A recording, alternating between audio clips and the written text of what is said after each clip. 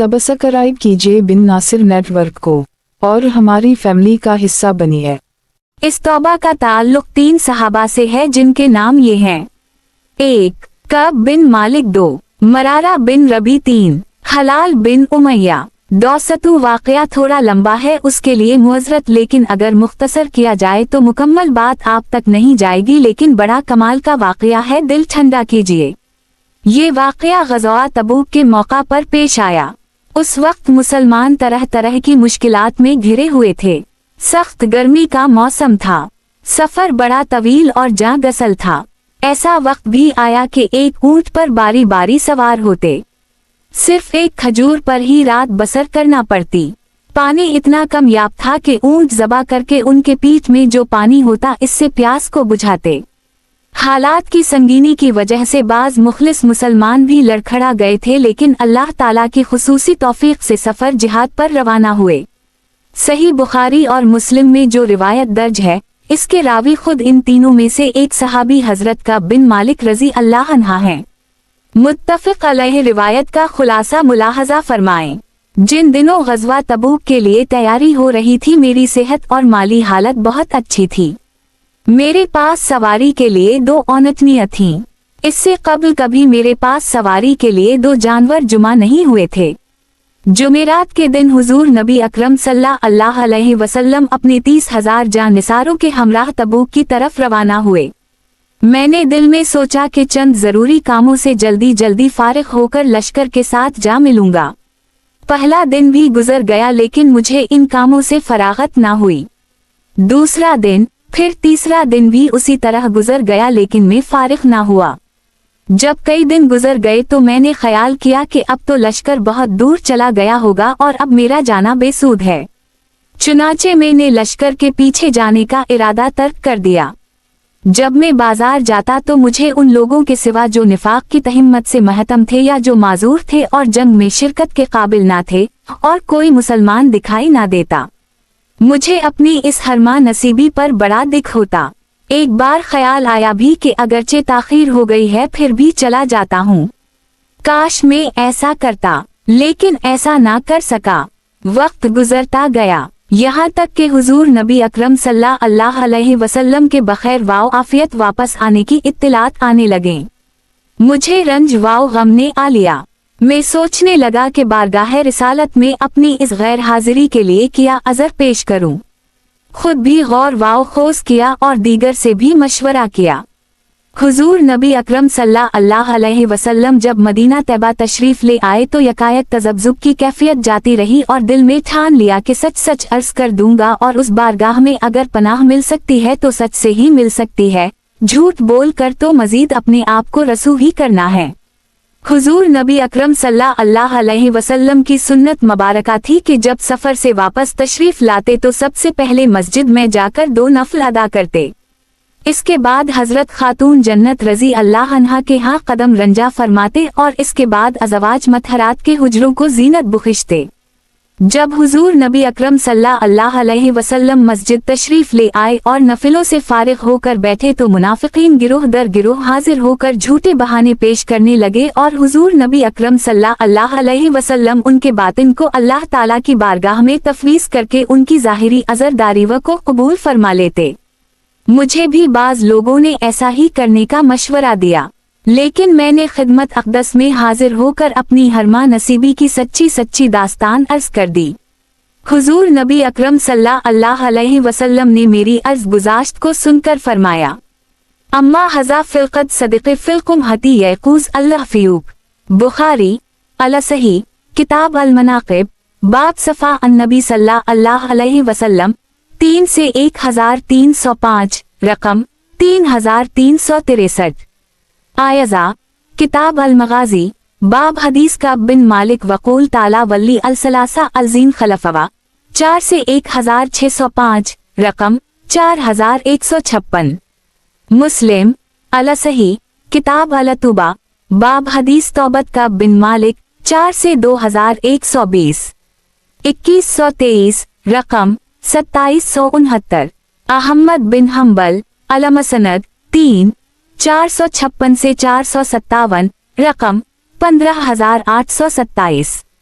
नसाई अलसन अलकबरी 6 से 359, रकम 11232। इसने जो कुछ कहा है सच है। जाओ, उठो, तुम्हारा फैसला अल्लाह ताला फरमाएगा। कई लोगों ने मुझे बड़ी सरजनिश की कि तुमने साफ गोई से काम लेकर अपने आप को मुसीबत में गिरफ्तार करवा दिया। मैंने ख्याल किया कि वापस जाकर कोई अज़र पेश करूं, लेकिन फिर मन ये ख्याल आया कि एक गुनाह तो ये किया कि जिहाद में शरीक नहीं हुआ, और दूसरा गुनाह ये करूं कि बारगाह नबुवत में झूठ बोलूं। मैं ये जुरात हरगिज नहीं करूंगा।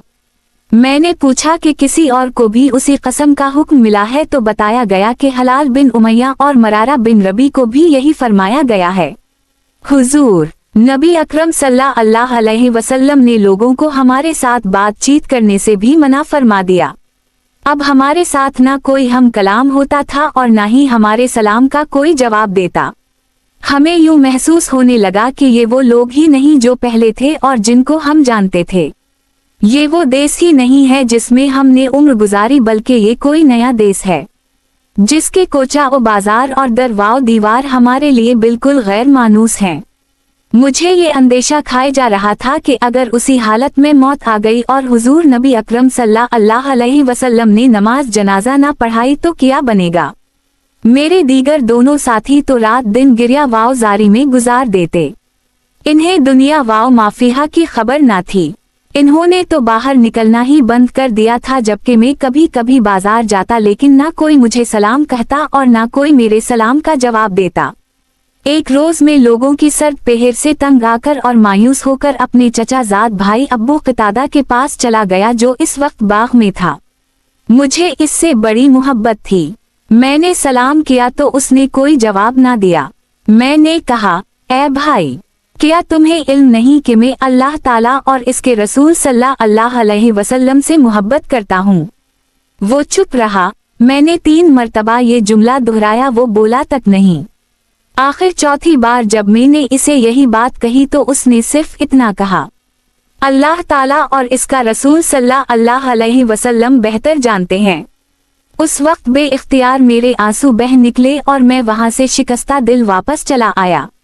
मैं बाजार से गुजर रहा था कि शाह गुसान का एक एलची मुझे तलाश कर रहा था। लोगों ने इशारा से उसे मेरी तरफ मुतवज्जह किया कि ये कब है जिसे तुम तलाश कर रहे हो। वो मेरे करीब आया और मुझे अपने बादशाह का खत दिया।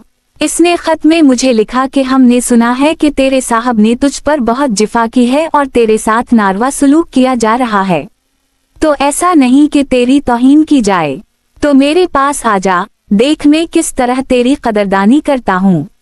ये पढ़कर मैं आग बबूला हो गया और मैंने इस खत को नजर आतिश कर दिया और उसे कहा कि अपने बादशाह को कहना कि इस खत का मेरे पास यही जवाब था।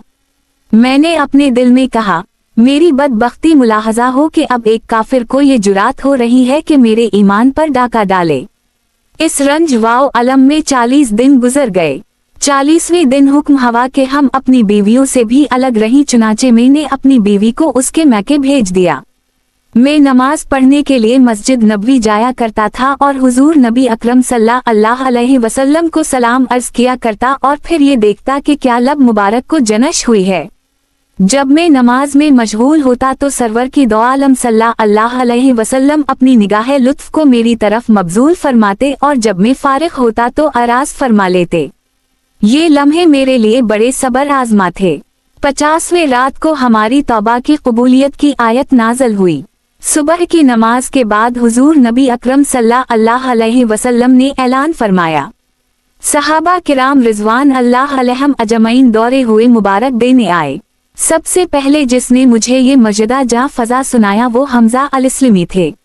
मैंने फर्ज मुसर्रत में अपने दोनों कपड़े उतार कर उनकी नजर कर दिए।